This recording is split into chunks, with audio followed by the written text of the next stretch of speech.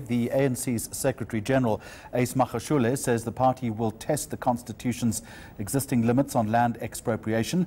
Magashule says if a court finds that Section 25 prevents expropriation without compensation, the Constitution will be changed. Magashule briefing just a short time ago on the outcomes of the ANC's NEC meeting. eNCA Xoli Mngambi joins us now from the party's headquarters, Xoli House. Let's start with the Northwest, if we can, Xoli. Still no further clarity on who, in fact, is going to run the province.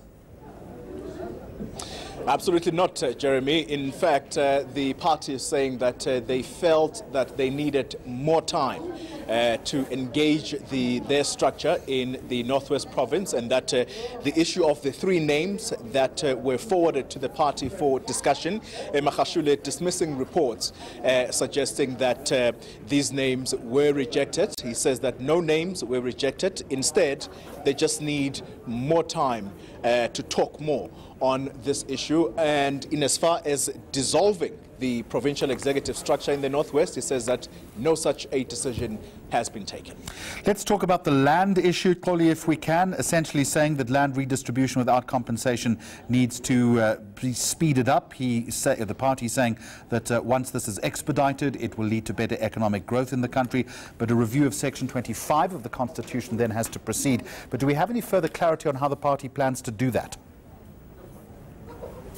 Jeremy, no further clarity as such, except to say that the test on this issue of Section 25 must actually go ahead so that the party can see whether or not there is indeed going to be a need to amend Section 25. But what is clear, the party is saying that there is further engagement that needs to take place, and that the task team that is actually leading the issue of land redistribution, or the issue of land. They're saying that there needs to be an intensification of engagement with stakeholders, also the traditional leaders who seem to have reacted, particularly on the back of that land summit that took place 2 weeks ago. So, Xoli, lots of political rhetoric I'm hearing, and lots of cans being kicked up the road. There was also an interesting assertion about a special NEC meeting to be held possibly on unity and cohesion. What's that all about? Indeed, Jeremy, that was a bit of a surprise, I would say, because the party says that it's taken this decision. They're saying that this particular special NEC will be convened specifically to forge unity within the party.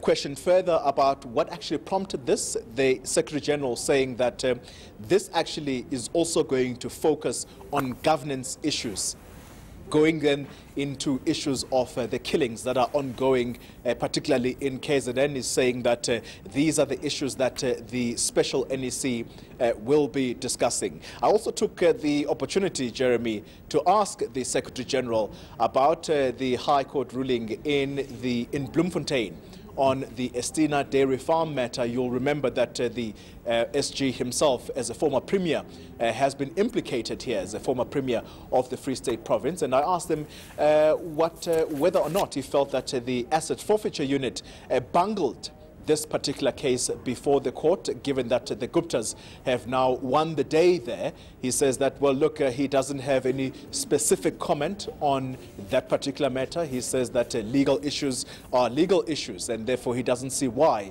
he should comment. And I asked him a follow-up about whether or not he has confidence in the NPA head, Shaun Abrahams. He says that, well, these institutions, or the leaders of these institutions, state institutions, they are trusted to do their work without fear or favor.